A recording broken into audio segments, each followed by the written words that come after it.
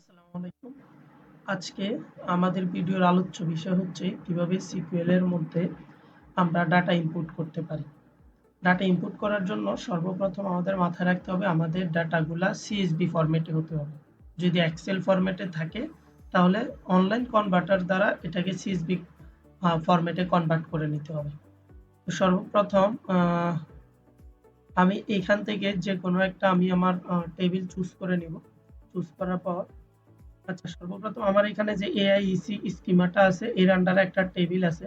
এই টেবিল থেকে আমি আমার মাউসের রাইটে ক্লিক করলে দেখবো একটা অপশন আছে টেবিল ডাটা ইম্পোর্ট উইজার্ড। এখানে আমি ক্লিক করব। ক্লিক করার পর আমাকে আমার ডেস্টিনেশনটা চুজ করতে হবে। ধরে নিলাম আমি এই ডাটাটাই ইনপুট করতে যাচ্ছি। দেন হচ্ছে ওপেনে ক্লিক করব। আচ্ছা, এই ডাটাটাতে ক্লিক করার সাথে সাথে এখানে কিন্তু আমাকে বলতেছে যে আমার ডাটাটা হচ্ছে সিএসভি ফরম্যাটে। এখান থেকে আমরা শুধু ডিরেক্ট দুইটা ফরম্যাটেই ফাইল আপলোড করতে পারবো, একটা হচ্ছে সিএসভি আর একটা হচ্ছে জেসন ফাইল। তো আমাদের ডাটাটা যদি সিএসভি ফরম্যাটে না থাকে তাহলে আমরা এটাকে সিএসভি ফরম্যাটে কনভার্ট করে নেব। দেন হচ্ছে ওপেনে ক্লিক করব।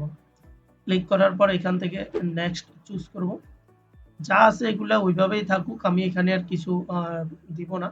বলতেছে যদি অন্য কোনো টেবিলে নিতে চাই সেই ক্ষেত্রে ইউজ এক্সিস্টিং টেবিল চয়েস করব। আর যদি আমি দেখি যে না, নতুন একটা টেবিল ক্রিয়েট করব সেলস ডাটা নামে, তাহলে আমি এইখানে ক্লিক করব। ক্রিয়েট নিউ টেবিল যে অপশনটা আছে ওই টেবিলটাই বাই ডিফল্ট রেখে দেব।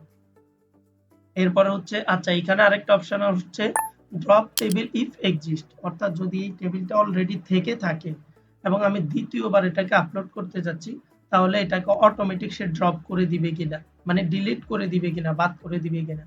যদি আমার ইচ্ছা থাকে যে হ্যাঁ, আমার যদি কপি টেবিল এখানে আপলোড করা হচ্ছে তাহলে সেটাকে ডিলিট করে দিক, তাহলে আমরা এখানে চুজ করে নিব।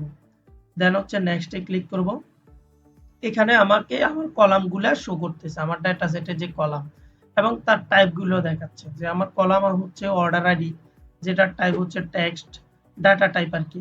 ডেটের ফিল্ড টাইপটা হচ্ছে টেক্সট। এটা কিন্তু ডেটটাকে আমরা চাইলে এখান থেকে যে আমাদের ডেট ডাটা টাইপ তো দরকার নাই এখানে, তাহলে আমাদের এটার পরিবর্তন করার দরকার নেই।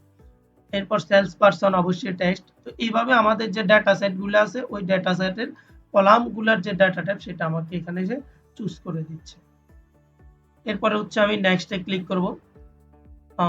এখানে আর কিছু করার দরকার নাই, জাস্ট নেক্সটে ক্লিক করব।